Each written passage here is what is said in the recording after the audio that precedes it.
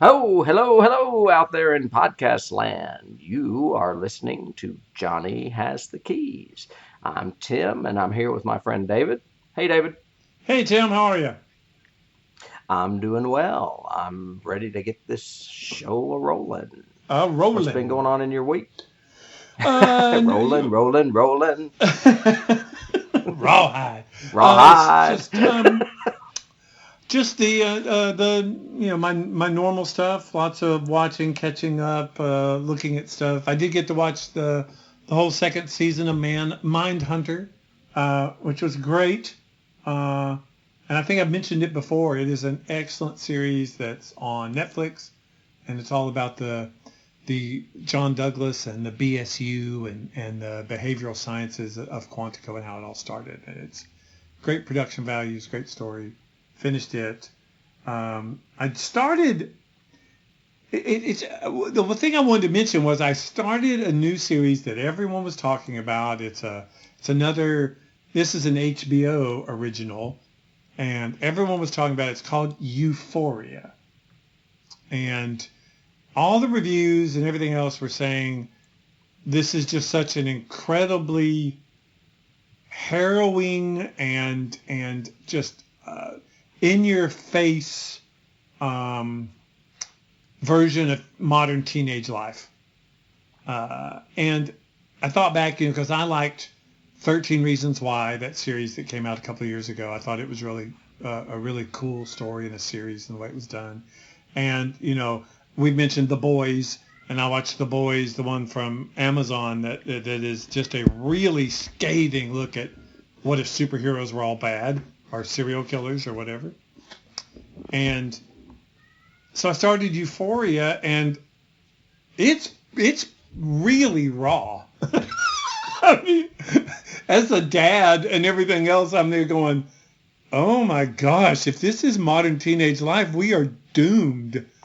If this is the way, Are you talking it about was promiscuity, or what do you mean by raw? everything. I mean, it's a 17-year-old girl that narrates it, and it's very raw vocabulary wise, of course. I Okay. mean, language all the way through it, subject matter all the way through it. I mean, three girls getting ready to go to a party, and the girl turns to the other girl and goes, honey, you just need to get you some D. You need it, and you need it bad, and blah, blah, blah. And then all the music is rap music. They're constantly on their phones. All of them vape. Not one parent has any redeeming quality whatsoever all the way through it. In the first episode alone, there's a girl that hooks up through Tinder with this guy who essentially rapes her because she lied and said she was 19 and she wasn't. And then she finds out he's a teacher at school. And it's just, at one point, one of the lines that she says was, because all the boys get together and they're on their phones looking at nudes of all the girls that are going to be at the party. And the voiceover comes in and goes, okay, I know you have an opinion like, oh, this is terrible, this is bad. Well, just F you, because, sorry, this is 2019 and nudes are currency. It's how we pay for things, it's how we handle things, and it can be used to blackmail you. And that's the way it is. And I was like going, oh my God, this is just, I mean, it was scathing. It was really scathing. But anyway, it's called Euphoria. Now, is it science It's fiction? no, Okay. not in any way.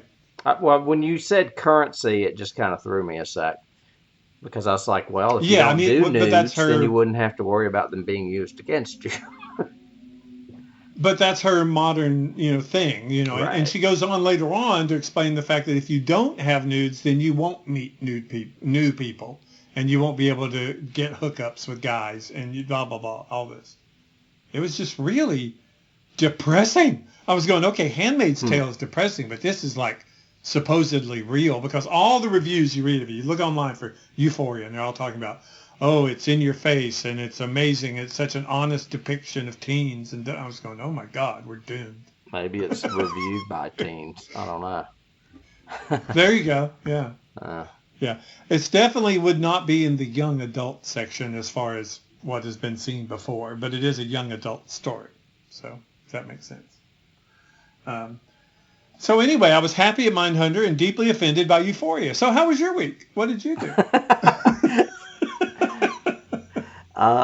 my week's been good. As far as regular television, Dennis and I have been watching the final season of Orange is the New Black and Designing Women, which is coming on. It came on Hulu. We've been doing a deep dive into the first 2 seasons of that.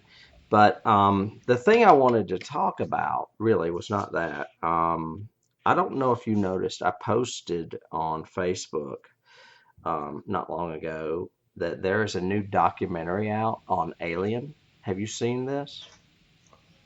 No. It's called Memory, The Origins of Alien.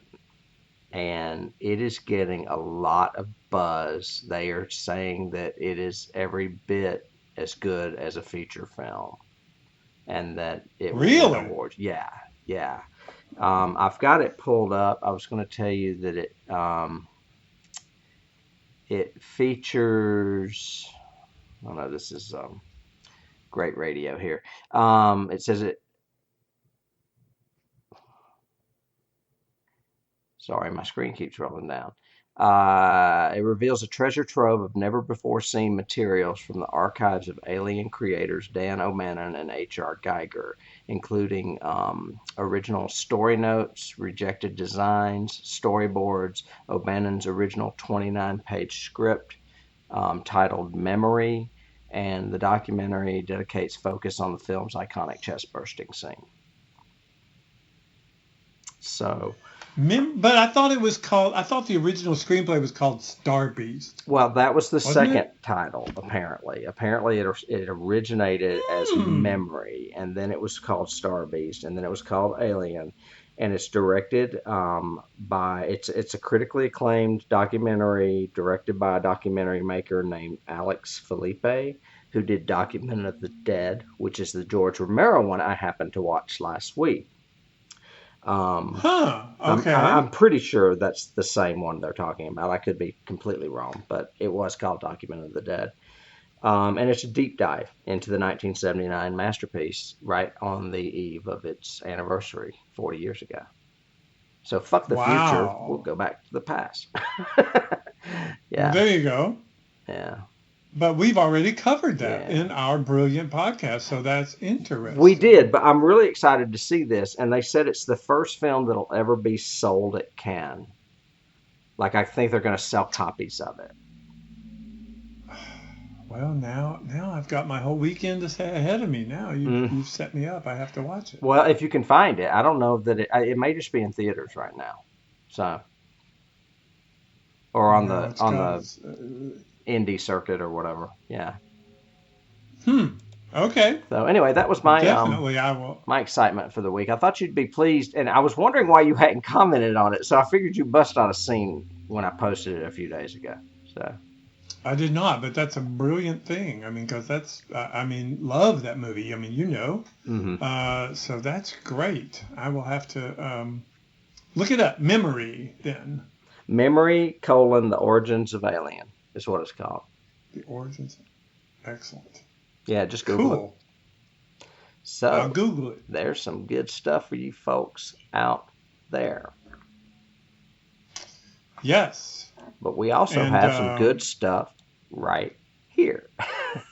We do. Yeah. And it is an excellent topic we have today. An excellent film for us to pick.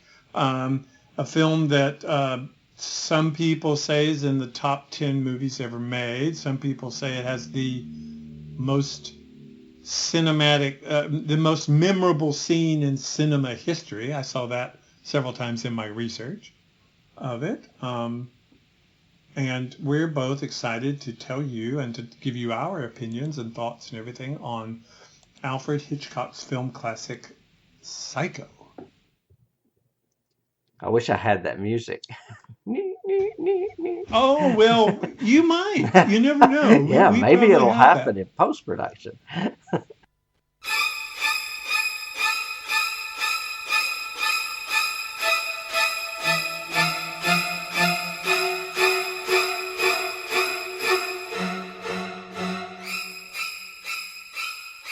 Yeah. When was the first time you ever saw this movie?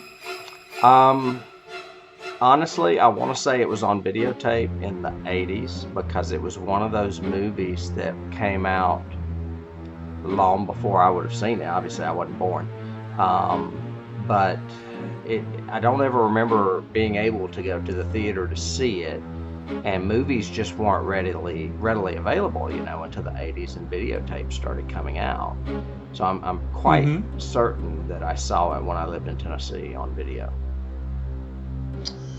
Yeah, I can't remember the first time I saw this movie because I think it has been seared into my brain so much, not only in when I saw it, the 4 or 5 times I've seen it, but also in cinema history. It is so often referred to and so often talked about. And, every slasher documentary you watch talks about Psycho. And for us in this show, for Keys, it's just chock full of them, and also created so many after it. People have called it the first slasher movie. People have called it the first real modern horror movie. People, it still holds up. I watched it again this week to get ready for this podcast, and it still holds up so well. The acting's so good in it. I was really impressed with the acting. Which sometimes lags in Hitchcock, because I'm a cinephile too, so I really like Hitchcock in general, but some of his movies don't have the acting performances that they should, especially later ones, I have to admit, especially once you get into, Topaz and Family Plot and his later works. But he did have some great iconic acting before this, but this one, every character in it, even Gavin, the guy that plays Sam Loomis, who Hitchcock didn't like, even he does a pretty good job in it. Yeah, he's kind of straightforward, but he's good. But before we jump into details and everything else, a little synopsis so everybody knows what we're talking about. For those of you who have not seen it, what? You haven't? You're listening to a podcast about movies and television. You've never seen Psycho? Then stop. Go do it right now. Tim won't even speak to you again unless you have watched it. So that's just the way he feels. Yes, I am a guest. But it is a classic Alfred Hitchcock, and the basic story is so simple but so terrifying at the same time. Basically, you have Marion Crane, who is our protagonist, and she is a secretary at a real estate firm in Phoenix. And the movie starts scandalously with her and her boyfriend obviously having a little lunch meeting in a hotel room, a tete-a-tete, as we say, and he bemoans the fact that he can't marry her because he's so poor and blah, blah, blah. Anyway, she goes back to work. A real estate guy comes by and ends up giving the company $40,000, which in 1960 terms is a lot of money. In cash. Yeah. And she is asked by her boss to go and just deposit it in the bank and then go home after that. Well, instead, she decides, wow, this is perfect for my boyfriend and I to start our lives together. So she's going to steal it. So she goes on the lam.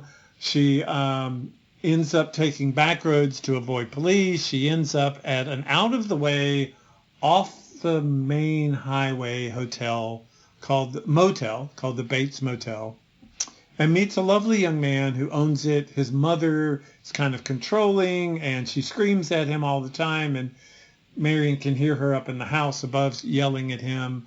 And then Marion has a shower scene where she is viciously killed by this poor boy's mother. And Then the boy has to come down, clean everything up, and now suddenly we don't have a protagonist anymore. And now we're following this young boy and how he has to cover up the murder. And we actually start rooting for him, saying, oh, don't catch him, da-da-da. Because Marion's sister and her and Marion's boyfriend go looking for her. There's a private detective involved as well. And the rest of the story develops as they slowly close in on the killer, who at the end has a twist ending and turns out, in case you guys have not seen it, turn away now or close your ears. But no, turns out to actually be Norman is his own mother, and has been killing women, at least 2 others that we know. He is a scientific and oddity. It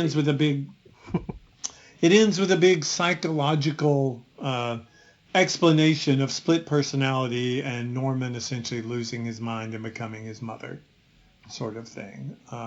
And how would you rate this movie, Tim, in your top 100 movies or whatever? Where would it fall? Oh wow, I've never really thought about that. I mean, I think it's a classic. I love Hitchcock. I have my favorites, and it's probably up there. As far as my favorite, yeah, it would probably be in my top 50, give or take. I don't know. Okay. It is Okay, a lot of that's people good. consider it the first slasher film. I did a little research, and apparently there were a few that were before it. Actually, even one I think that was mentioned that was a silent film. I can't remember the name of it. But I would be very open to saying that it was like the first slasher film, especially, the shower scene with the knife. You don't actually see the gore like you would if Tom Savini did it, but it's implied and it's pretty brutal. Oh, it's still brutal even Mhm. today. I mean, it still affects people. I've talked to people. I had a friend I knew in high school, and she, even when I met her, like in junior year of high school, she would never take a shower unless she took a knife actually in the shower with her. Because she goes, nobody's going to catch me and they're defenseless. I'm going to have something. Yeah, I would argue. And I would argue that it's not the stabbing so much that is breathtaking. It's watching her die, because she's not dead when the murderer leaves the room. You see her slide down and try to get out of that tub, mm-hmm, and then just basically mm-hmm, die right there on the floor. And it's a really great performance by Janet Leigh, for sure. mm-hmm. Yes. Yeah, I mean, well, before we get into it, let's talk about some of the credits and some of the Sure. history of it. Yeah, I've got a So, little background. It was directed by Alfred Hitchcock. He basically started it in like the spring of '59. It was shot and released in '60. It was based on. It was written. The screenplay was written by Joseph Stefano. Hmm. But it was based on a book by Robert Bloch. And Robert Bloch, in turn, based it on one of our favorite people in horror history, Mr. Ed Gein, that little guy who just, I don't know, liked to dress up in human flesh, So he was... Well, and it's not horror history so much as it is American history, because it was real. And he's gone on to inspire more than just one movie. But yeah, we'll get into that too, I'm sure. But I have a little prehistory before that Bloch, and I didn't know this, I found this out in my research. Robert Bloch, when he was a young writer and everything else, became best friends with one of our favorite horror writers of all time. Do you know who that was? Yeah, Richard Matheson. Well, before that. Oh. When he first started. You're talking about, I know who you're talking about, Lovecraft. Yes. Yeah, they were pen pals. Yes, and I did not know that. But H.P. Lovecraft actually encouraged him to write horror and to tell stories and all of that. And they became like good buds. Yeah, and I did not know that. Yeah, I completely forgot it. I'm glad that you brought it up. I did know that, though, that they were pen pals.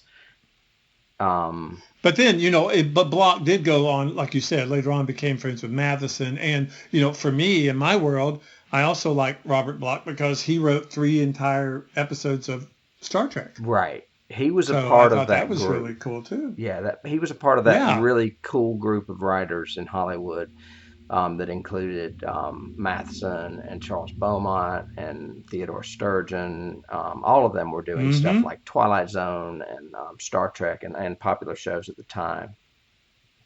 Yeah.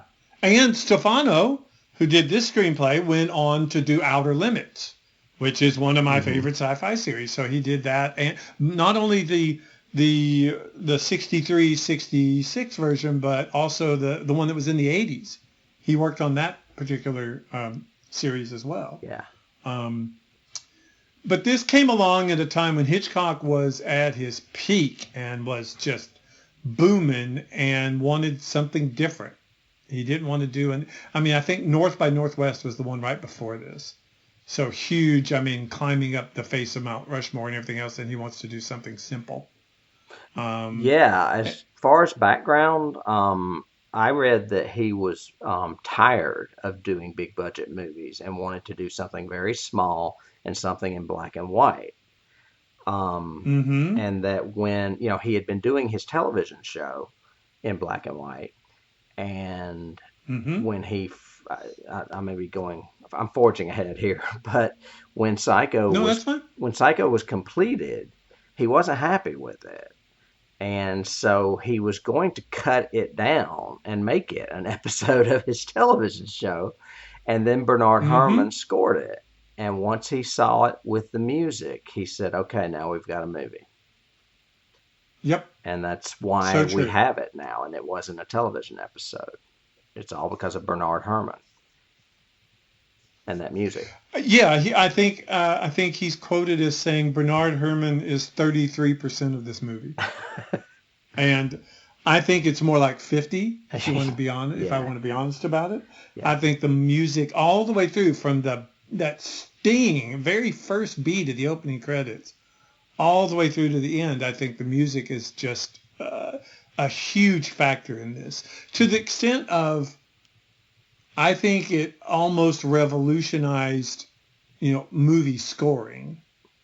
I think he became as emblematic in doing this as, Goldsmith was with Planet of the Apes, and the way Hans Zimmer was when Zimmer started doing, Pirates of the Caribbean and all this stuff, or Oingo Boingo, what's his name? Danny Elfman.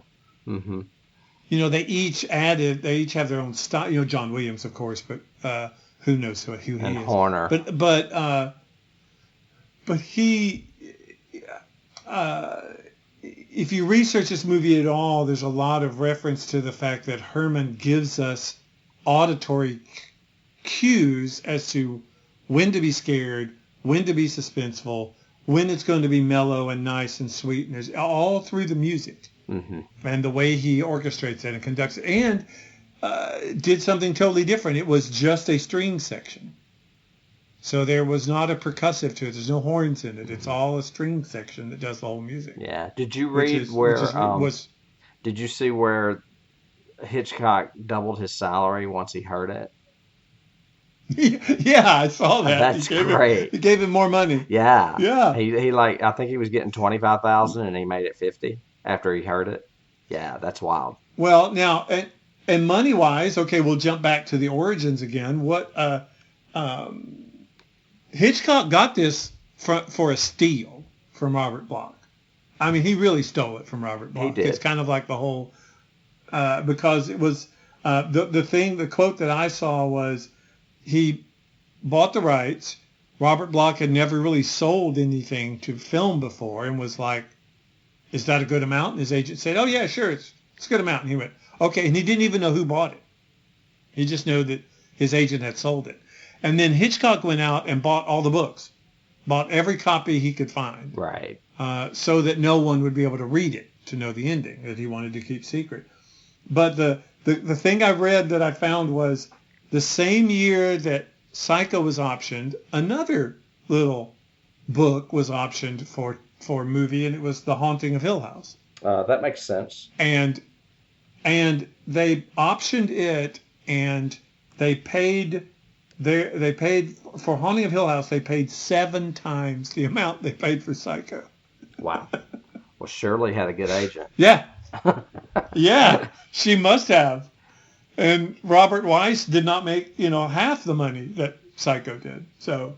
Yeah, the whole time I was watching Psycho, I was thinking, this is the year West Side Story came out. Mm-hmm. Yeah. Yeah. I've a little bit more. You're right. On the grossing, if you want to talk about money. It was the highest grossing of Hitchcock's career. Yes. It was his 5th Oscar nomination for director. He never won. Ever. Alfred Hitchcock, that's a big statement. Alfred Hitchcock never won an Academy Award. Right. What? But no, he did not. He got an honorary, but I think he had also the shortest acceptance speech in history. Yeah. Because he basically said thank you and walked off. Like, yeah, up yours. Thanks so much. And I may not have written it down. No, wait, here it is. The production company didn't have a lot of faith in the movie. So he decided to waive his fee in exchange for 60% of the gross of this movie. Yep. And he made $15 million, which is $120 million if you adjust it to today. He made a fortune off of this movie. And I find that fascinating. Oh, yeah. Yeah, and it goes down in, keys-wise, it goes down in history of those very smart, shrewd moves of an artist who believes in their work enough to sacrifice at the beginning and then reaps the benefits later. Right. Spielberg for Close Encounters didn't take any money, no salary. He did the same thing. He said, I only want, X amount of percentage of the gross. Same thing with E.T. He did the same thing. He did not get paid for E.T., but he wanted 40% of the, the gross or whatever. And it was made for cheap, even at that time. It was made for $800,000. It was Paramount, like you said. Paramount was the company that essentially owned Hitchcock and all of that, but they didn't like the product at all. They said it was a terrible script. It was disgusting. They didn't like it. That it wouldn't make any money. So he said, "Fine, I'll do it for free, and I'll shoot it myself. As a matter of fact, I'll shoot it at Universal, so I'm not even associated with Paramount." So Paramount distributed, but Universal made it. And that's how. And Gavin he also shot got it in like. Yep. Yeah, Gavin ended up in it. He shot it because he was with Universal, if I'm not mistaken. And he shot it in 31 days on the Universal backlot, and 7 of those days were just the shower scene. I know. Yeah, so he took a whole week. It was quick. Yeah, it was quick. It was down and dirty, shooting, get it done, get in, get out, all of that. And still some really impressive camera work in it, too. Oh, yes. Yeah. Very impressive. We'll talk about that, I'm sure, when we talk through the details of it. Mm-hmm. But some other overviews. It was nominated for 4 Oscars, but naturally Hitchcock did not win. It wasn't his. It was his 47th film. Uh-huh. So he had been filming for quite a while. And a lot of people say it's really the peak of his career, not just financially, but artistically as well, because his career kind of fell off after that. He still did successful films, but so many other people were competing in the mystery and suspense genre, and he really didn't have a niche again. If you think of like Frenzy and Topaz, Family Plot, all that, none of those. He did have The Birds.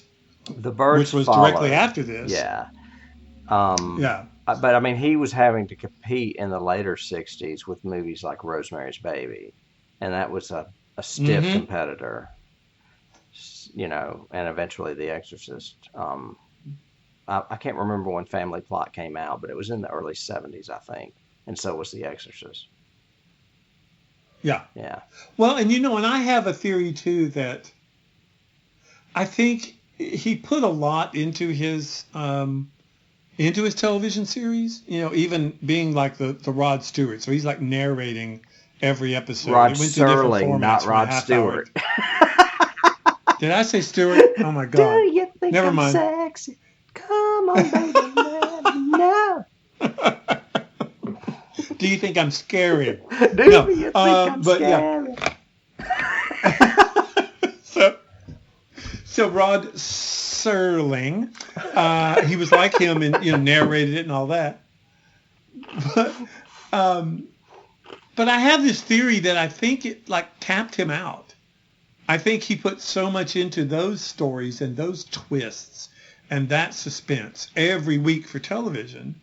That makes sense. That then it was hard for him to then get focused on another movie and to not do something he's done, because he was big on I've done it before, I don't want to do it again. Let me ask you, do you know what the ratio was? I mean, was he wasn't directing all of those, was he?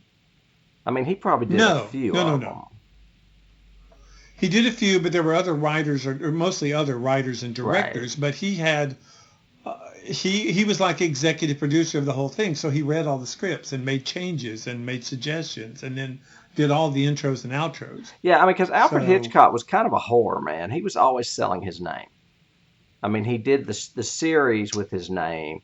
He had books with his name. He did those Three Investigators, which was like a knockoff of the Hardy Boys under his name. Alfred Hitchcock's Three Investigators. I mean, he sold his name a lot for money. I guess, that's weird, too, that he made so much money in film and yet still felt the need to make even more doing that. Well, I think he saw the opportunity for television when, right then, that golden era of, 56, 57, when television was really, becoming mainstream, and he saw, hey, here's a good avenue.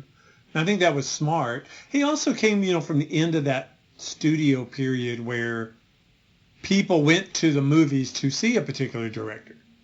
You know, we're going to go see a Howard Hawks movie. We're going to go see a John Ford movie. We're going to go see a Hitchcock movie. Yeah.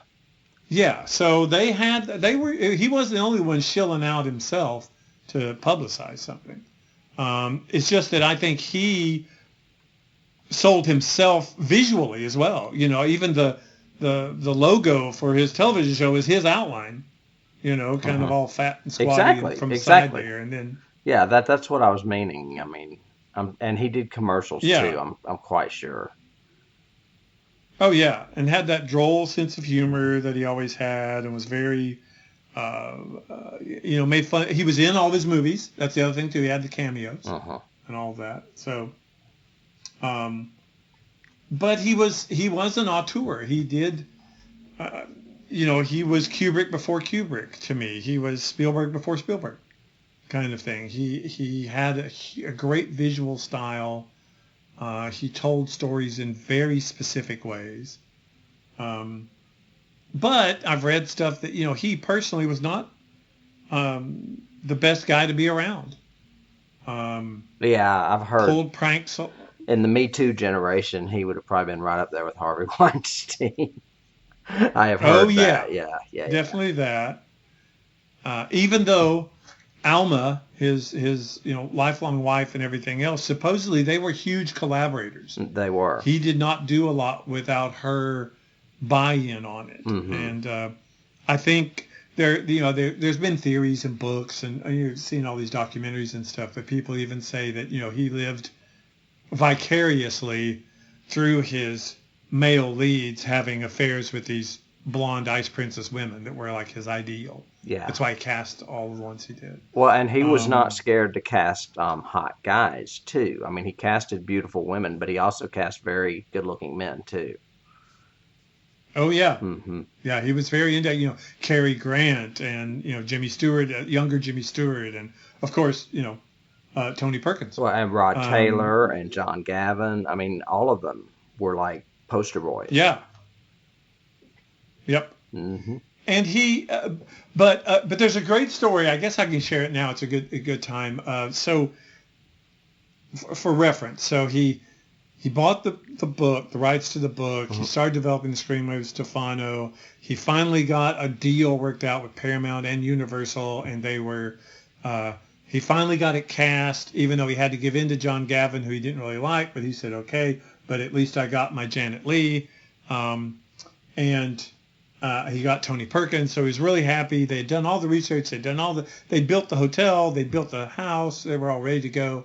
And the story I heard was that he was having dinner at one of the very popular restaurants he loved to have dinner at with Stefano. And this was like the Friday before they start shooting on Monday. Because Hitchcock was also, one of the big things about him in general was he always wore a suit and tie to the set. And he treated the set like an office. So they started at normal time, 6 or 7 a.m., but they were done by 6. He didn't want to work past 6:30 at the latest. That was just the way he shot. He didn't do, 15, 18-hour days on the set. But anyway, he was having dinner with Stefano. He had his, they were having a bottle of Dom Perignon. He had a cigar. He was all ready and everything else. And Stefano, I love this picture you're painting. Yeah, and Hitch turned to him and said, Hitch, what's wrong? And he goes, what? He goes, you look sad. What's wrong? And he goes, well, the movie's over. And he said, what? The movie's over? We haven't even started shooting yet. We don't start it. He goes, yeah, but everything's done. Now all I have to do is film it. Because he was so precise in his storyboarding and in his hiring and what he wanted. And his favorite thing was developing the project. He actually did not enjoy shooting movies at all. He didn't like being on the set. And that was proven later on in like Family Plot, where he actually directed from a trailer and never went on the set, never talked to the actors. Bruce Dern said he only had like 10 words that Hitchcock ever said to him. Wow. Because he directed for the camera. And, he's known as a very cold, personal director at times. But it reminded me of, you and I doing theater and everything else. And I've always said I enjoy the rehearsals a lot more than I do the performances. Because the rehearsals are where all the fun is. That's where everything's being made and created and done. Creativity. And once you're into performance, it's like, same thing. Just go ahead and do it. Sort of thing.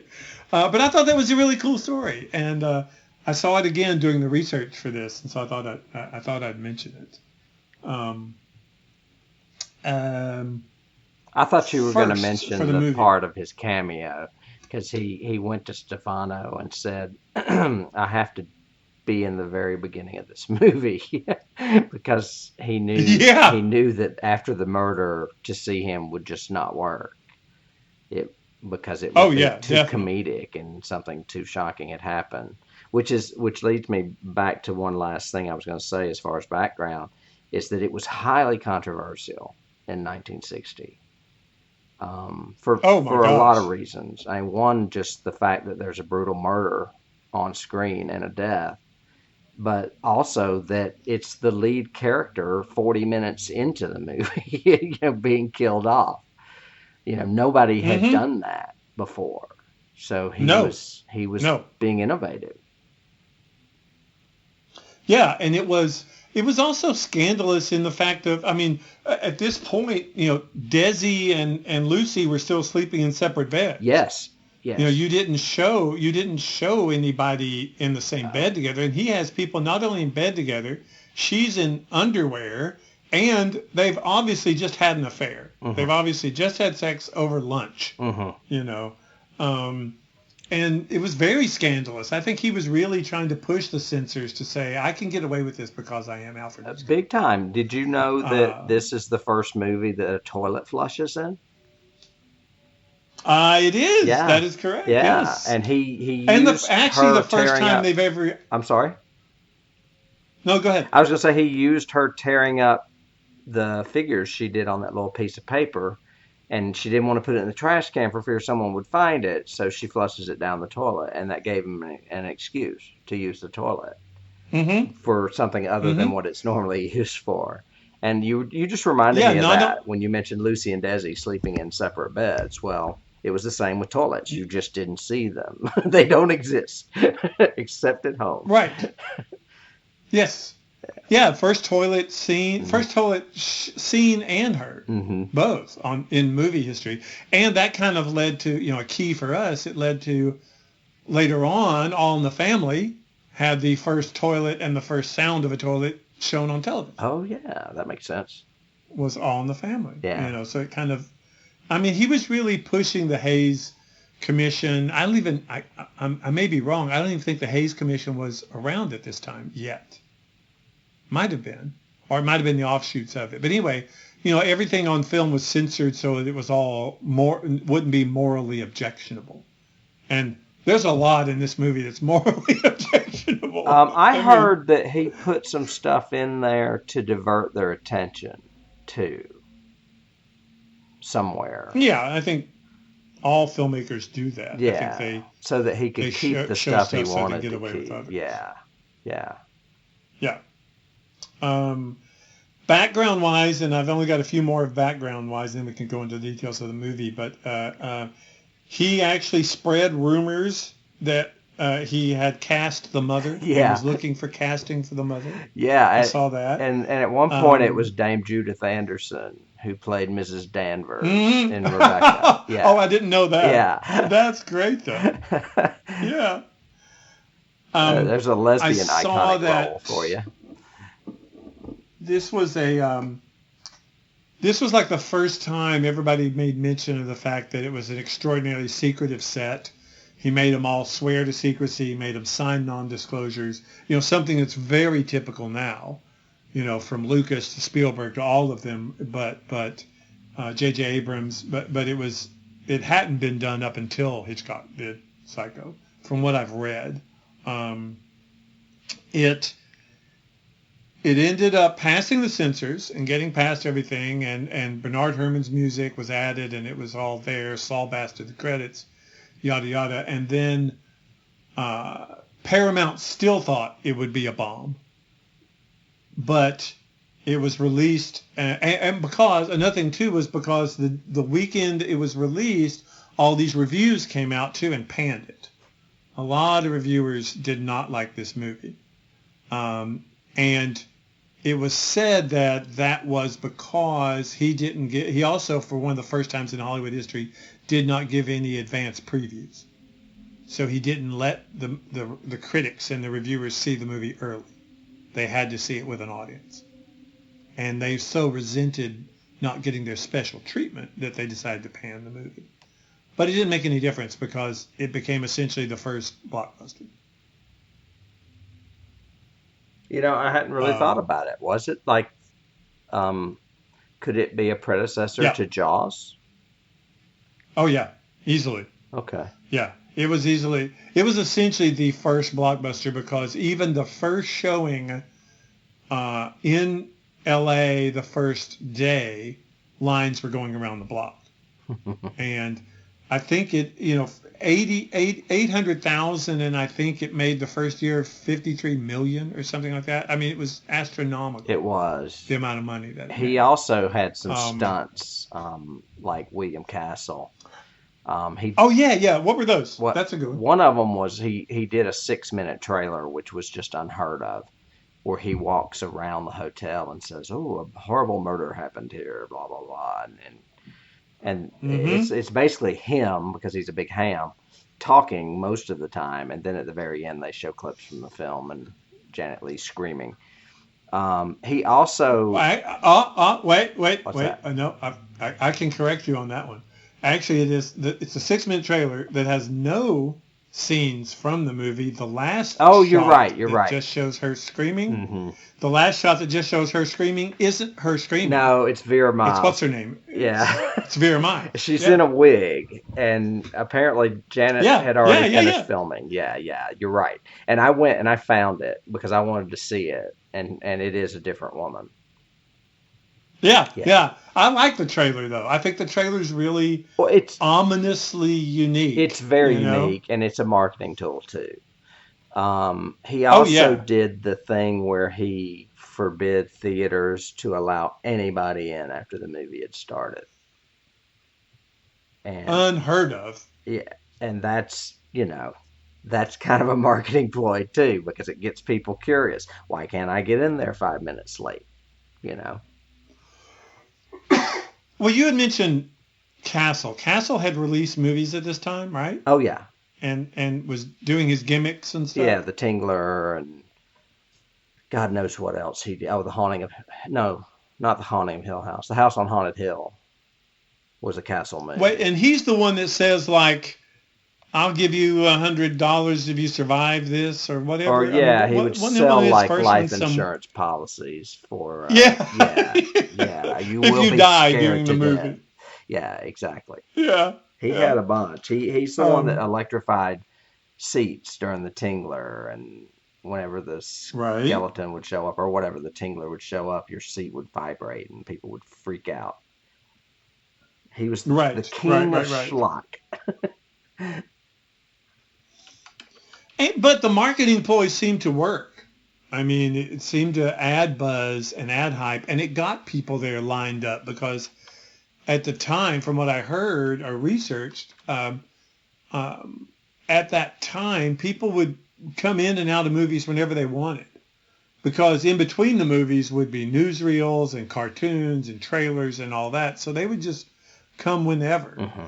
And he actually was talking to Stefano again saying, wait, if somebody comes into this movie halfway through, they're going to keep saying, where's Janet Leigh? So maybe I should make sure they're there from the beginning, So that worked well. I thought. I think it did help with the hype. But the fact that it was such a good movie and so terrifying, I think, worked too. Yeah. There's there's the titillation factor in it. I remember I would think that by this time, this is 1960, probably one of the most risque things people had seen was, Burt Lancaster on the beach. I was about to say that her exact scene from Here to Eternity on the beach. Yeah, rolling around in the water. Yeah. You didn't see a woman in her underwear and bra on a bed. No. Not in a big budget movie anyway. Maybe in a low budget, Or then take off her movie. robe and get totally naked in a shower. Exactly. Not unless you were at the burlesque shows or in Vegas or something, Mm-hmm. So it had a lot of hype to it. It had that titillation factor, but also the fear, the horror, and it obviously paid off for them. Yeah. I have casting notes if you want to know. You are the casting maestro. So what castinations do we have for this one? Well, let's start with Anthony Perkins. No one ever else was considered. That's who he wanted first choice. And do you know what he called him on the set? Mr. Perkins? Nope. Master Bates. He did not. He did. Seriously? He certainly did. Okay, then. Well, So, there you go. hello, Master Bates. I could hear that voice, that big timber British that he had, Master Bates. Master Bates. Yeah. Yeah, it's a little bit more Boris Karloff, but yeah, I got you. Yeah. Let's see. Vera Miles, who played Leigh Crane, Marion's sister. Someone named Felicia Farr and Caroline Corney and Eleanor Parker, none of whom I know off the top of my head were considered. And the one that was considered that I do know is Carolyn Jones, because she was Morticia. Wait, that's Mrs.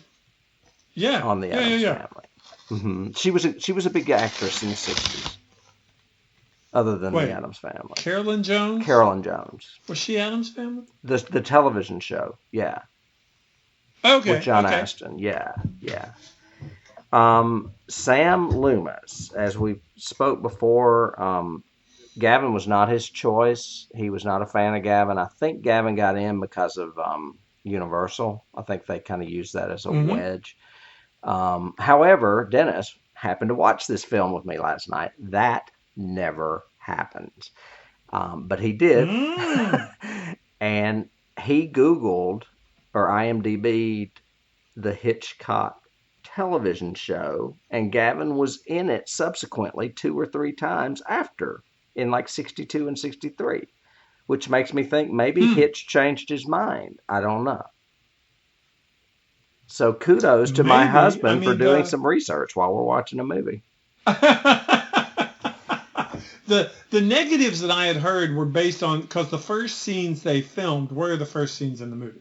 So the first scenes they filmed were Janet and him in the bed and all that. Oh, and I heard it was her waking up in the car with the cop. I heard that was the first scene filmed. Well, that's the very first scene. I'm talking about the first one with Gavin. Oh, was the okay, yeah. Was the scene with the first scenes with Janet, and that makes sense because he's not in it that much. Even in an interview with her, she kept talking about how polite he was and what a nice gentleman, and he was just such a nice man. So much so that Hitch took her aside and said, "You're going to have to sex this up because he's not doing it. So you're going to have to do something.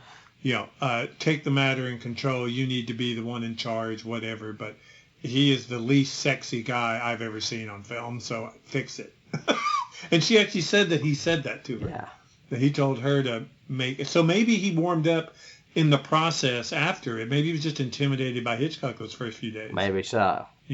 Kind of thing. Maybe he was gay. Because, like we said, once he's with Vera Miles and doing all that, he's not bad. He's not bad in the scene with Perkins. No. Near the end. I didn't think he was bad at all. So yeah. Anyway, before he ended up with the part, but the ones that Hitch had, I'm going to call him Hitch, because we're friends. Yeah, we're buddies. Wanted to cast first were Stuart Whitman. That was his first choice. But you'll love this one. Tom Tryon was another. Or Tom Tyron. How you say it? Tryon? Right. The guy from I Married a Monster from Outer Space. Yep. Who also wrote Harvest Home and The Other. He was a horror writer and an actor. Nice. Yeah. I like Tom Tryon. He's full of little keys that I'm crazy about. Brian Keith was he another. would have brought some pedigree. What's that? Who? Brian Keith. Who? Okay. Oh, no. Cliff Robertson and Robert Taylor. I could see Robert Taylor. Excuse me, not Robert Taylor. Rod Taylor, who went in, was in the next movie, The Birds. Yep. And I could see Cliff Robertson too. I mean, honestly, I could probably see all of these guys, even Brian Keith. But I think Gavin was fine. For Janet... Yeah, I think he was good. I'm sorry. Go ahead. Oh. For Marion Crane, he cast Janet Leigh. She was, I'm pretty sure, his first choice.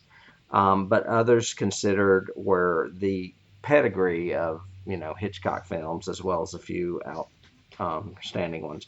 Eva Marie Saint, Lee Remick, Angie Dickinson, Piper Laurie, Martha Heyer, Hope Lange, Lana Turner, and Shirley Jones. And I heard Shirley Jones almost got it. Which, that would have been odd. Seeing Miss Partridge stabbed in a shower. Yeah. Yeah, but... Yeah, I could... But they all fall into that same look, that was such a Hitchcock look. Mm-hmm. So, yeah. Well, Janet Leigh won an Oscar, or was nominated for an Oscar for this film. So, and I think she deserved it. The nomination, anyway. Yeah. I think she was nominated. She didn't win. She was. Yeah, I'm sure she didn't win, but she was nominated, and I think rightly so. I think she's very, very good in that part. I have nothing on Arbogast. I have nothing on Dr. Fred Richmond, which was played by Simon Oakland, also a West Side Story cast member. Oh yeah. But I do have Yeah. a couple of humorous notes. One is that Patricia Hitchcock, Hitch's daughter, plays Caroline, Yep. who works in the real estate office. Yep. And if you pay close attention to the guard at the very end of the movie, it is Ted Knight. Yep. Yeah, I knew that too. Yeah. Everyone's favorite, weatherman? Was he the weatherman? Yes. Yeah. On Mary Tyler Moore. Anchorman. He was the Anchorman, right? Yeah. That was, yeah, I liked, I saw that. Yeah, he was an Anchorman. I had not noticed that at all until I watched it this time and went, what? Oh yeah, that is. Look. Yeah. What about Vera? Was there other people involved for Vera, Miles? Well, I mentioned those three I didn't know, and that Carolyn Jones. Oh yeah. Carolyn Jones was that one. Yeah. Okay. And Carolyn Jones, I could have seen. I want to say Carolyn Jones may have even done a Star Trek episode. I'm pretty sure she did. She did a lot in the 60s. Mm-hmm. Mm-hmm. She was a sort of a June Lockhart type. Yep. Yeah. So that's really all I have as far as casting, though. Some big names, though. Well, I remember seeing Janet Leigh in Touch of Evil too. Mm-hmm. We're talking about keys and stuff from, because I thought she was great in that as well. Right. So he definitely got the best cast. Well, and his big get overall, was Perkins. Everyone else was kind of incidental. I mean, he ended up using Vera Miles because she was supposed to be in a prior movie and ended up being pregnant. So he already had her in his rapport, or I guess what is the word? Repertoire. Yeah. But Perkins, he wanted Perkins, and he didn't mind anyone else not being star caliber because he didn't want you to, I guess, focus on them as much. Also, I think he did want Janet Leigh because he knew it would be a shocker if she got killed really early in the film. Well, no matter who he put in there, that was going to happen, though. Right. I mean, it was just such a bold move to do that. Yeah, and out of all these that I named that were also considered, she probably was the biggest name, except for maybe Eva Marie Saint. Because everyone else was kind of small then. Angie Dickinson, Shirley Jones. Oh, Lana Turner would have been big, too. But Piper Laurie, no one really knew who she was then. So, right. But that's about all I have on casting. Excellent. Let's talk about like favorites and details and trivia and all that fun stuff. Sure. And I have some stuff in there. I have all the trivia detail for the shower scene. So people can't just Google this, but what do you have for it? And I'll see if mine is different. As far as the shower scene, the one thing I have is that it was originally intended to be silent. Mm-hmm. And then until Hitchcock heard the music that Bernard Herrmann did. And now you cannot see it without hearing that music. It's part of the film. Sometimes I can't take a shower without hearing that music. It's so iconic. It's so iconic with it. Yeah. And I saw an interview with composers. I watched Score, which is another great documentary that I would recommend to anybody. It's all about film scoring from its history all the way up through modern times. And one guy is talking about Hitchcock, and he says, anywhere else, that noise that those violins would be playing would be called noise. It's shrieking, it's annoying, it's painful. No one would like it in any other musical composition, but paired with this movie scene, it becomes, they're tied together. Yeah. Well, even the introductory music is a little annoying. The dun dun dun. It's over the top. Dun dun dun dun dun dun dun dun. It's just really fast and bouncy. Yep. Yeah. but it puts you on the edge of your seat. It does. It's suspenseful music. Yeah, it gets under your skin. And it to me, the theme of this movie, that dun, dun, dun, dun, dun, is running away. It's her on the lam. Yeah. It's somebody running away from something. Right. Which I think is perfect. It perfectly underscores the movie. But the shower scene, we said it was shot in 7 days. It has 67 different setups in it, 50 different shots, and the actual attack itself is less than 45 seconds long. Right. And that's movie trivia for anybody out there. If you didn't know it, you can easily look it up and you know it now. Because like we said at the beginning, the AFI and a few other groups say that this is the most iconic movie scene in cinema history. And that's saying a lot, you know. It makes a lot of AFI lists. Like Norman makes like number 1 villain or number 2 or something. And I'm sure Score's in there somewhere too. And The House. I'm sure it is. The House. Yeah. Which unlike most Universal set pieces, they made, when they did use the Universal backlot, they mostly make them just facades. But that house isn't. That house actually does have 3/4 walls. They actually built a house. It's kind of hollow inside, but they built the house. It's not just it cost $15,000. I remember reading that. Yeah. Yeah. He used, for the shower scene again, he used Bosque chocolate syrup for the blood, because it was in black and white, so it didn't matter. I know something that I didn't write down about the shower. What? For the scene where she's looking up at the water, they used a shower head that was just gigantic so that water wouldn't hit the camera. See, I did not know that until I watched this documentary this week. I had never known that, but yeah, it was a 6-foot diameter shower head where they could position the jets intentionally so it wouldn't hit the lens. Right. No water would ever hit the lens. And that was amazing. I was thinking about, back then, there's no way they could have gotten a camera under a shower head. No. They were huge. Not without it hitting everything. I was going, that is so brilliant. That was great. And in the minute water hits a lens or something transparent, it ruins it breaks the third wall or fourth wall. Which is it, third wall or fourth wall? Yeah, it always distracts me. The fourth wall. Like when I'm watching zombie movies and all of a sudden blood, even on The Walking Dead they've done it. Blood will hit the camera lens just briefly. Yeah. It jars me. So I'm sure it would have jarred audiences in the shower as well, especially in the shower. Yep. The stabbing sound was actually stabbing a cassava melon. Yeah. That's what they used for that. It's like you said too. It's not just the brutality of the attack. It's that aftermath when the strings stop and it's just those deep, low cellos doing the boom, boom. Yeah, dum, dum, and she's slowly sinking down the wall.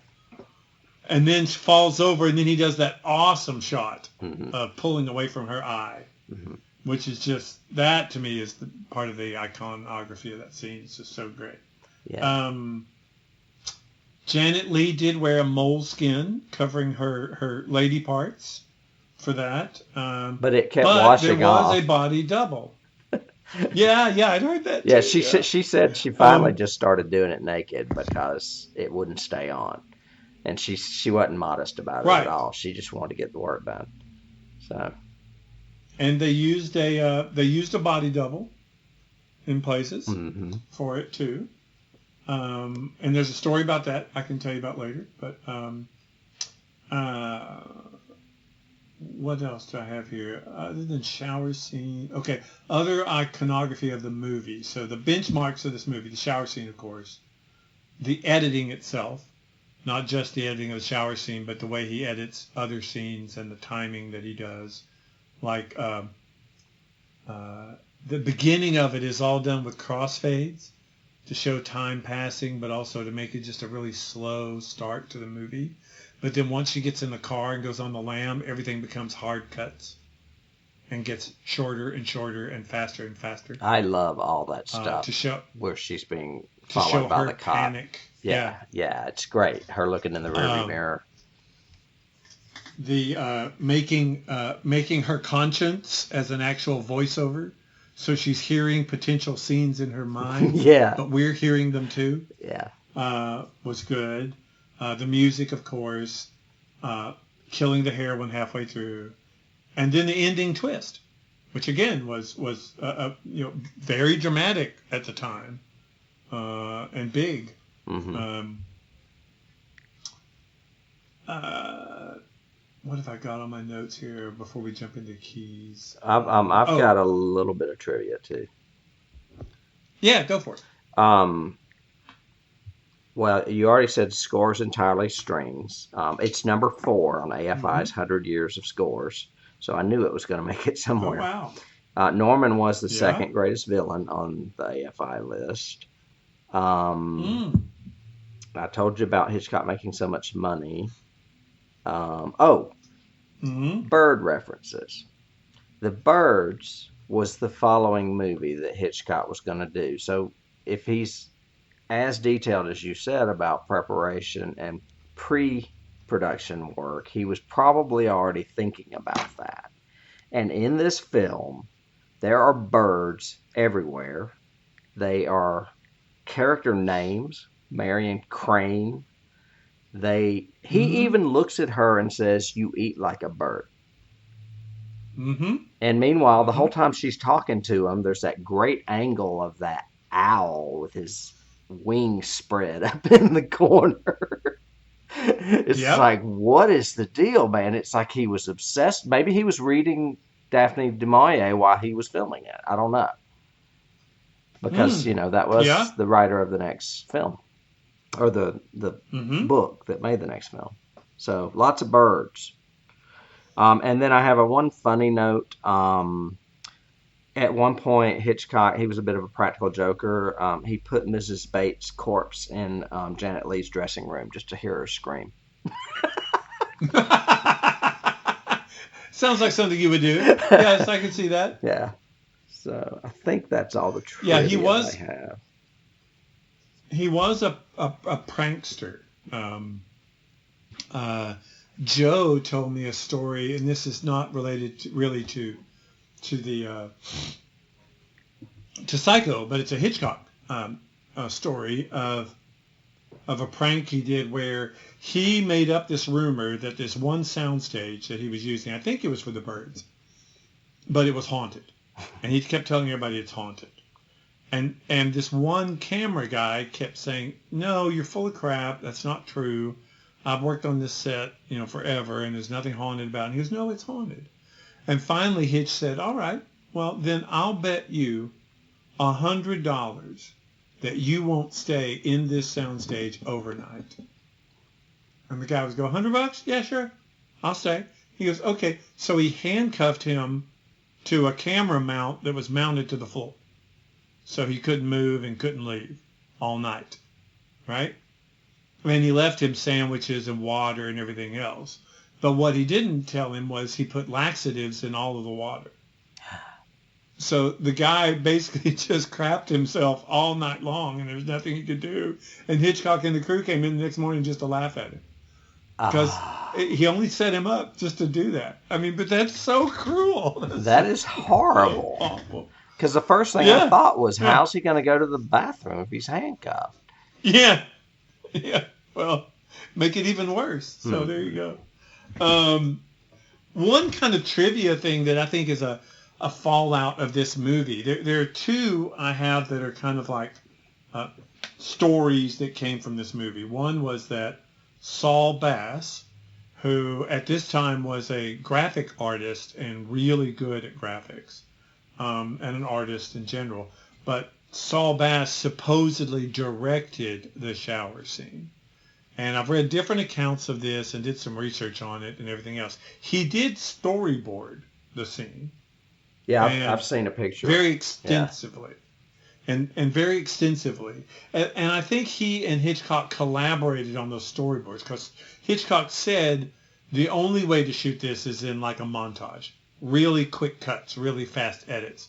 But those, whatever those edits are, have to be really important shots for it to work. And I think they worked on it. He storyboarded the entire thing. But then later on, years later, he said he directed it and gave the impression to a lot of people, I think even in an autobiography, that he had directed the shower scene. And then there are other people that refute that, of course, because they were cameramen or lighting men or whatever on the set that said, no, Hitchcock directed that scene. But I think maybe what Saul was referring to was he maybe contributed to some of those iconic shots, like the blood going down the drain or the shower head looking up into the shower head or whatever. But there seemed to be a little rift there for a while of between him and the Hitchcock estate, with him saying he directed that scene. Interesting. So, thought that was interesting. Yeah. And then, do you know the whole murdered later story, the real life murder? I don't think so.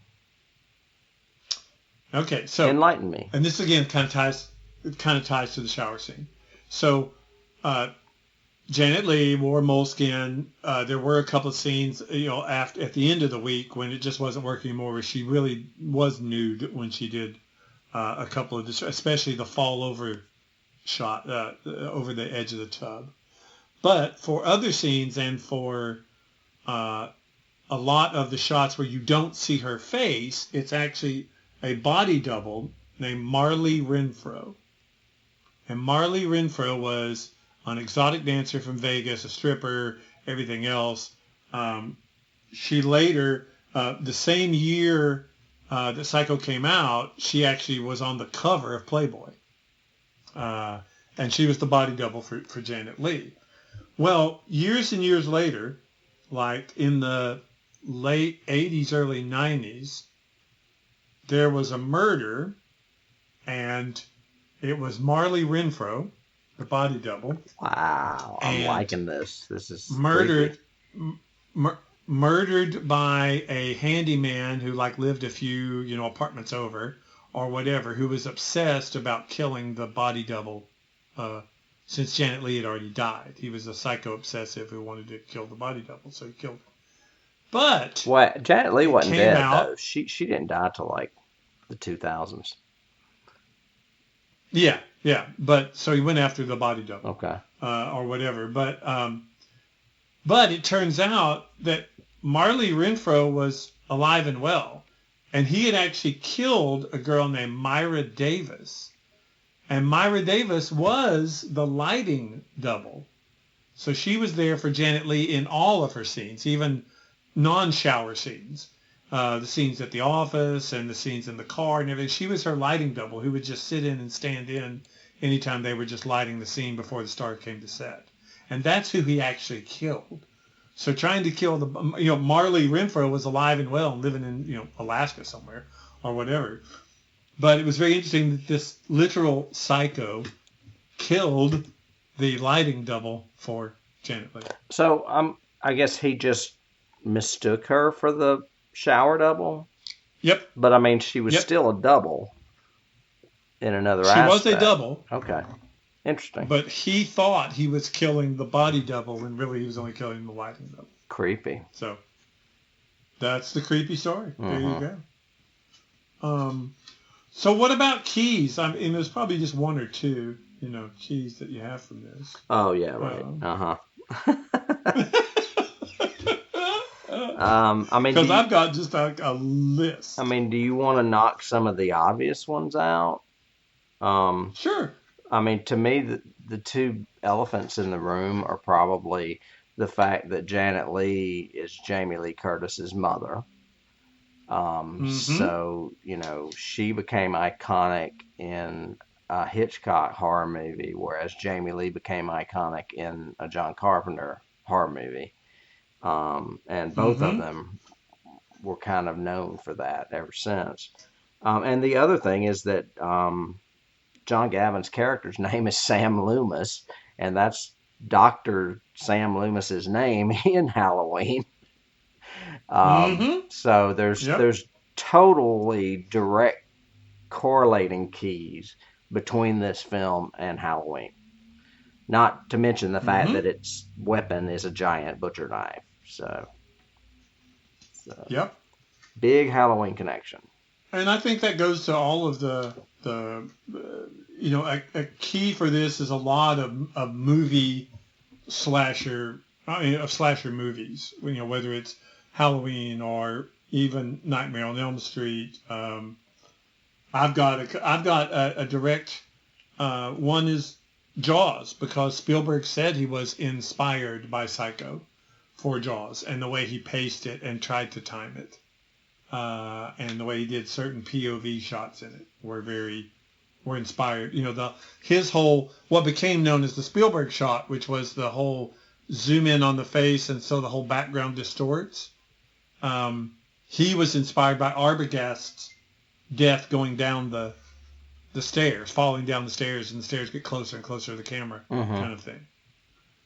So that was a key from that. In Carrie, the high school is called the Bates High School. Is that the movie, the book, or both? I don't remember the book. I can't remember. The movie. Okay. The movie. I have, of course, a pre-key to this would be Ed Gein. I don't think there would be a Psycho without Ed Gein, but there also wouldn't be, Silence or Chainsaw. Yeah, those were the other obvious ones I was going to say, is that three movies have been inspired by this one American serial killer, and they're vastly different movies, and they're all vastly iconic, and they are, Psycho, Texas Chainsaw Massacre, and Silence of the Lambs. So yeah, that was my other one as far as the blatant ones. I've got some that are on the fringe. I've got the black and white was directly inspired from Diabolique, which was one of Hitchcock's favorite movies at the time. That's a good one. It's a French movie, I believe. Yep.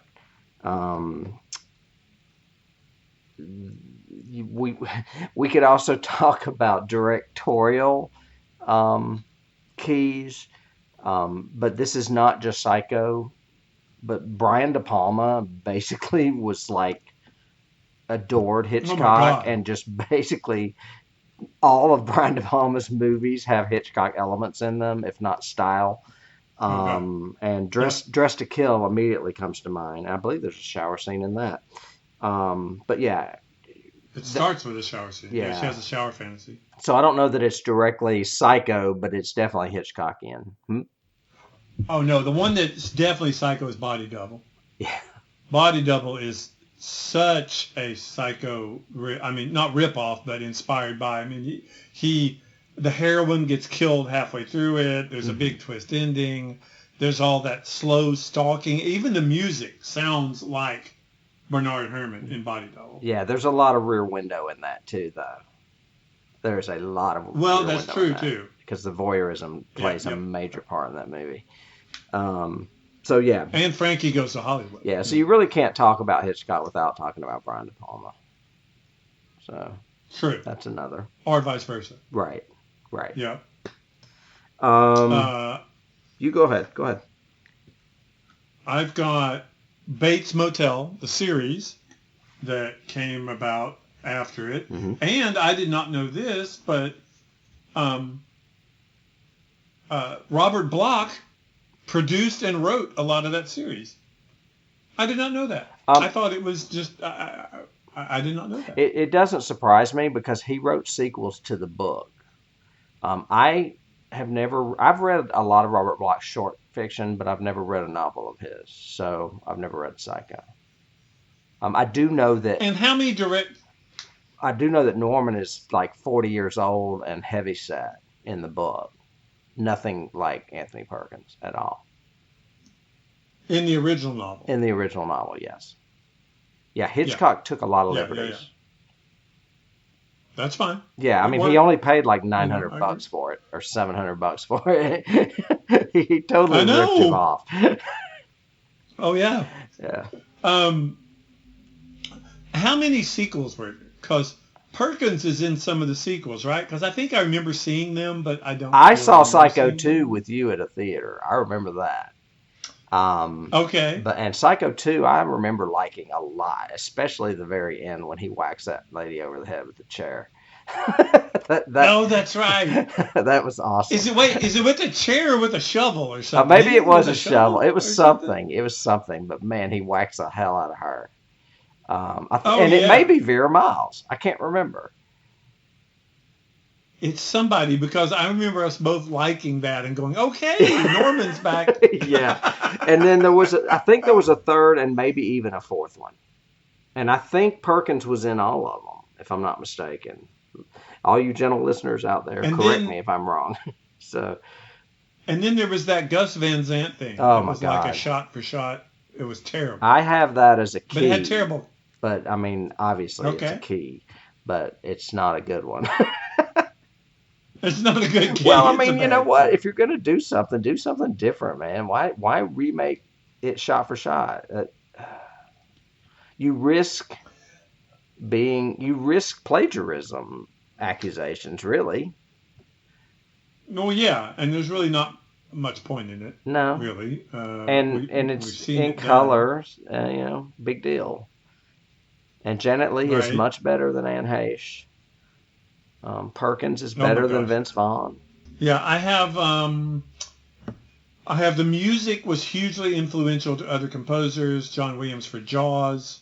He said he made the music attached to the audience emotionally, which he tried to do with Jaws. Same thing with Kubrick talking about the music for The Shining and how he picked things that would trigger emotional responses. I have the Munsters. I don't know why, but I have the Munsters written down here. I have... I'm trying to figure it out. You would not have the bed scene in The Graduate if you didn't have this, if he hadn't pushed the censors to allow people to actually be on a bed together if they're having sex or if they're in love with each other. I've got National Lampoon's Vacation, because he does the whole scene with the banana. Surprises her with the banana. Yeah. Surprises her in the shower. I forgot about that. And I think my last two. Hold on. No, I've got several. I have. If you want to hold it. Keep going. You do, and I'll hold. I remember I told you I didn't write them down, but I did. There were some prototypes to this. They're called. I wrote down 1932 prototype slasher films.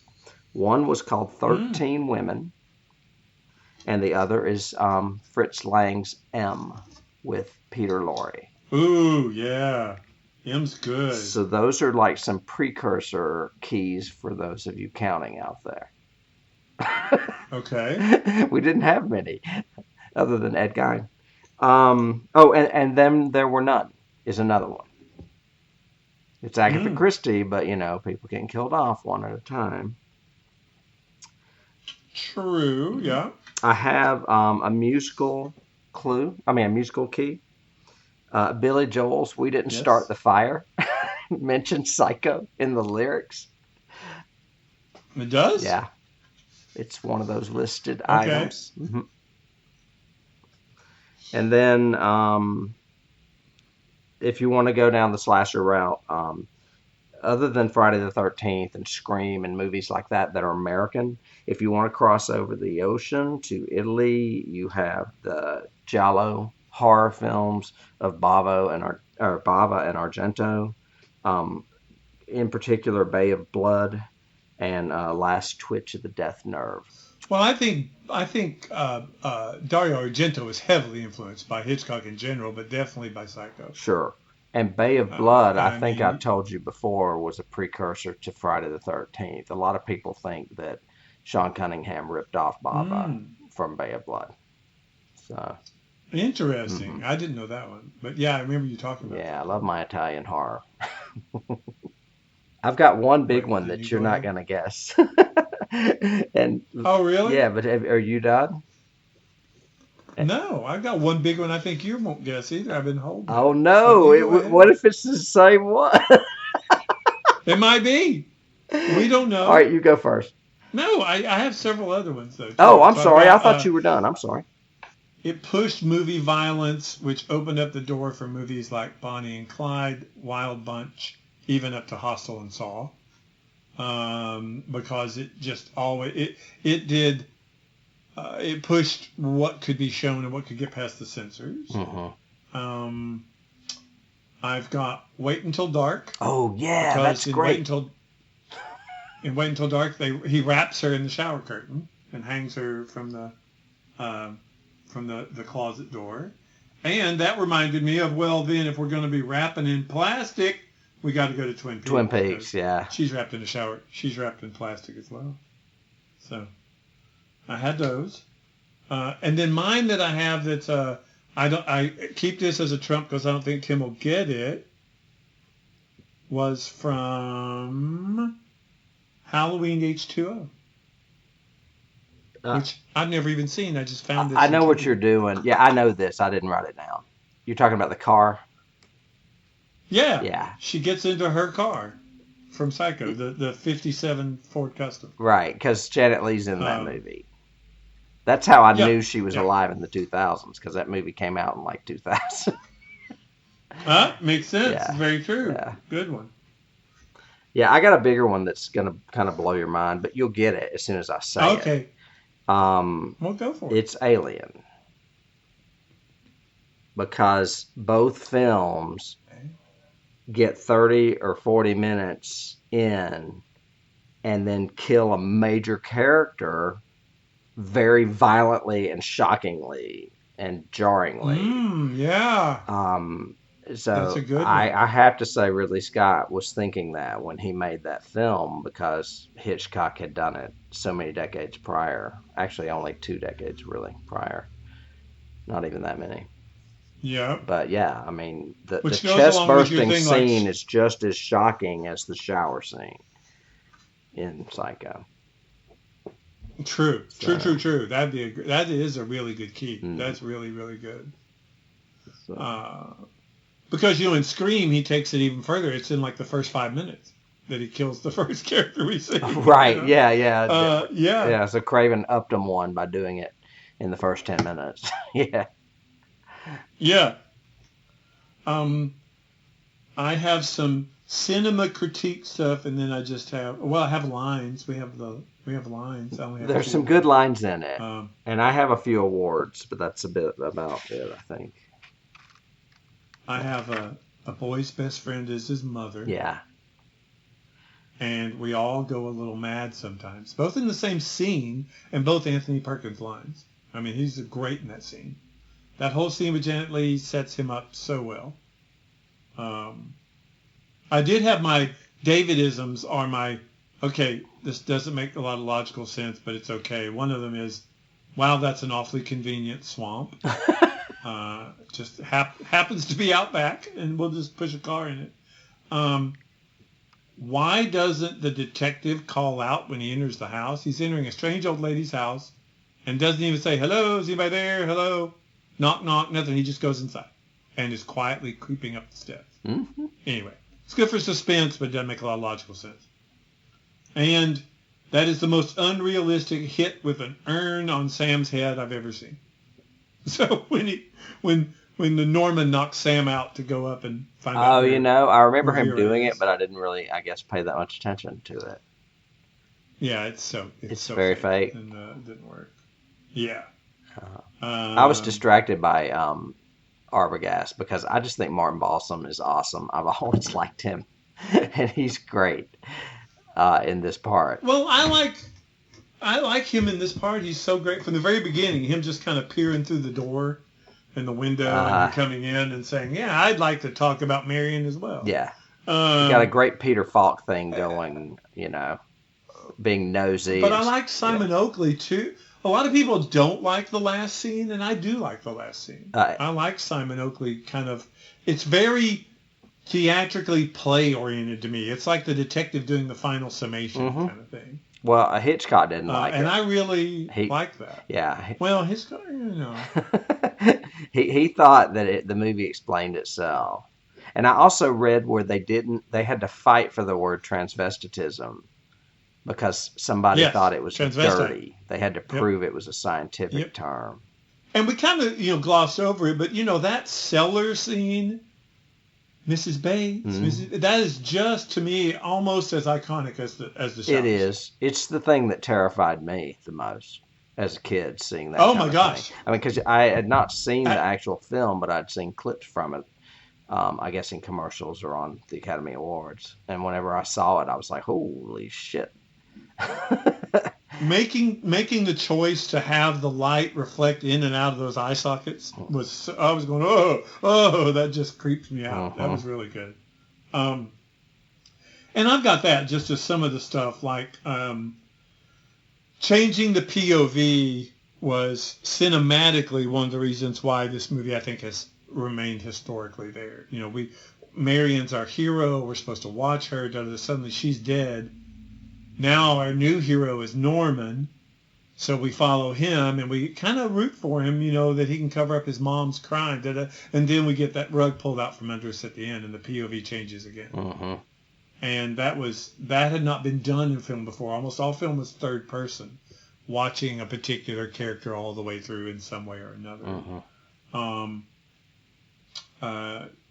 Doing the audio we talked about. I have the trivia of the paintings on the wall in the parlor are Suzanne and the Elders and Venus with Mirrors, which are both depicting women in very, very compromising positions.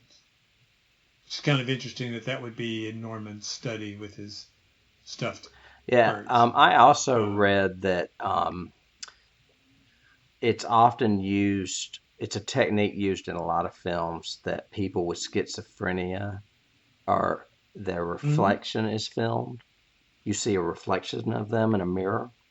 And in this movie, Norman is the only one you don't see a reflection of.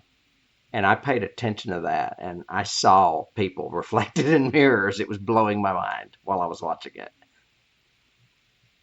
That is very true. Vera is scared by the mirror in Mrs. Bates' room. You see them, and you see her and Janet, Sam in a mirror when they're standing there talking to Norman.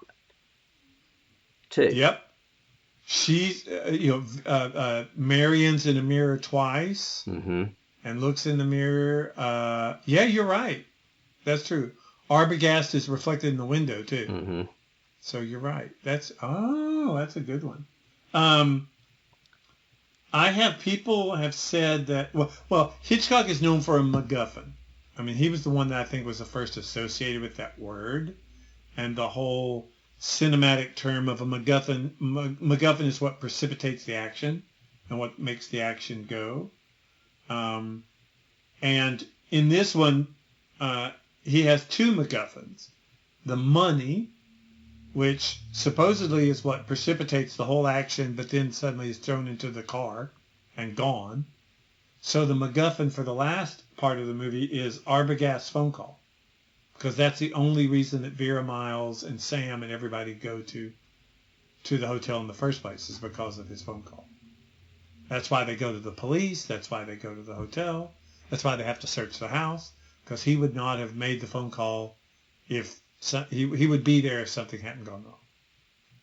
So I thought that was kind of cool. So one thing I never noticed, and I read about it and looked for it intentionally, is the superimposing at the end of his mother's skull over his face. And I had never caught that before. Yes. And then it fades to the That was going to be one of my last two. Oh, okay. Yep. And it fades to the chain pulling the car out of the swamp, and it's supposedly the chain's going like right where his heart is. So it's like him and his mother being connected or something. I don't know. I mean, it's very metaphorical, I guess. But yeah. Well, the one that I got from watching that one documentary on the making of it was go back and watch Marion's escape and watch her, as the night is growing on and the the rain and all of that, and her guilt is getting more and more louder with the audio. He's also getting closer on her face in every shot, and it's getting darker outside. Mm-hmm. So she's essentially descending into guilt-ridden darkness. If you're going to linger there a second, did you notice that she wore white bras before she stole the money and black bras after she stole the money? Yes. Yeah, mm-hmm. I think that's very true too. Mm-hmm. After she does the crime, she's now an evil black woman, kind of thing. Mm-hmm. Lady in dark. Only wears black. Yeah. Yeah. But if you look at the very last scene of that escape, before she finally sees the hotel and turns off, she smiles at the camera. And if you do a side-by-side comparison, that smile and Norman's smile at the end is almost the same. Framing-wise, size of the head, everything is almost exactly the same. Who was the first person? Cinematically. Who was the first person smiling? Marion. And when? Marion. At the very, very end, the last shot of her in the car before she sees the hotel and turns off. And I forgot what the voiceover is, but the voiceover is saying something like, I trusted her, somebody for 10 years, you always trust them. Of course I let her drive away, blah, blah, blah. And she smiles at the camera with that kind of head tilted forward kind of thing. Okay. No, I didn't know that at all. Yeah, you'll have to look it up. It's pretty cool. Yeah. I thought that was neat. What do you... That, and of course, like you said, I love that superimposed the skull. Just for a few seconds there, mm-hmm. Milliseconds over his face. What do you think about the fact that she was going to bring the money back? That she had changed her mind and was going to take the money back? I think that's one of the ironies of the storytelling is because of her conversation with Norman, she decides she's made a mistake and she's going to take it back. Mm. I don't think she makes that decision in the car or even in the hotel room. I think she makes it after the dinner conversation with Norman. And when he's talking about his mother and stuff. Well, and he's talking about we all go mad sometimes, but that's okay. That doesn't make us a bad person. Mm-hmm. And I think it's kind of that rationale for her of if I could pay it back, then I can probably get forgiven. And that's why she even does the figuring up on the little pad mm-hmm. of taking the money for the car off because she had paid that in cash. Right. She's also in the mirror there too. Yeah. In the bathroom. But yeah, that I think it's very ironic, literally ironic, that the killer ends up convincing her to go back, and then she ends up killed. Mm-hmm. Yeah, it's fascinating. I mean, there's so many little things I was picking up on like that, like. Oh, yeah. She was going to go back. She's not a bad girl anymore. Let's kill her. Kill her, Mommy. Kill her. I will, Jason. I will. Well, and his portrayal too reminded me a lot of the way Hopkins did Hannibal, and that whole he can be so charming and sweet and intelligent and nice, but underneath that, you don't know the monster that's there lurking. Mm-hmm. It's very, again, I think going back, kind of rounding it all out, going back and inspired by everybody saying, "Oh, Ed, no, he's just that little guy who lives way out on the edge of town. Nobody worries about Ed." Mm-hmm. And Ed's like carving up people and turning their skin into lampshades. Right. So. And, I guess I threw away Friday the 13th as a key while ago because it's a slasher film, but I never really thought about the direct relation of the first film. And the mother, where it's actually the mother doing the killing and not the kid. She's living, she's kind of both of them, just like in this movie. Right. Yeah. Right. That's a pretty heavy key right there. Mm-hmm. Definitely. Yeah, sequels aside. Yeah, sequels aside. All 12 of them. Yeah, I mean, as we're winding down everything else, I think both of us can say that we really like this movie. Highly recommend it. I mean, in the horror genre, this should be in your top 25 probably. It's definitely a monument. in the genre for sure. Oh God, a landmark, I guess would be a better word. Well, and what an interesting segue, because I was thinking, this is one of those landmark, turn the genre on its head sort of thing movies, and we've done a couple of those. We did a couple of those last season, with and earlier this season. But next week we have another definitely landmark in cinema history. Yeah, and before we mention that, we should probably mention that this is going to be airing after Thanksgiving. So, hey, folks out there, I hope you had a happy Thanksgiving. Yes. So we hope you ate turkey and loved on your mother.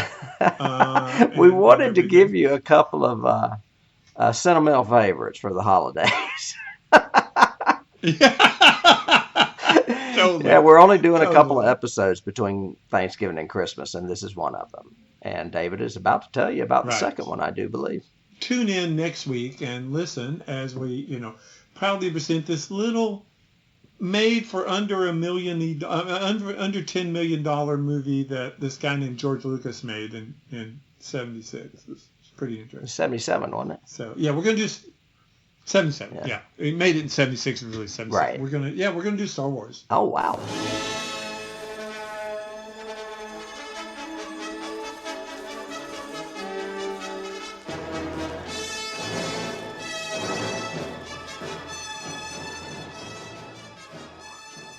A definitely entire genre changing cinema. I got a bad feeling about this. So true. So true. Tim, thanks for doing this with me. Hey, I enjoyed it. Yeah, and we'll do it again next week. All right, We'll talk to you then. We'll see you folks. Jingle, jingle, jangle.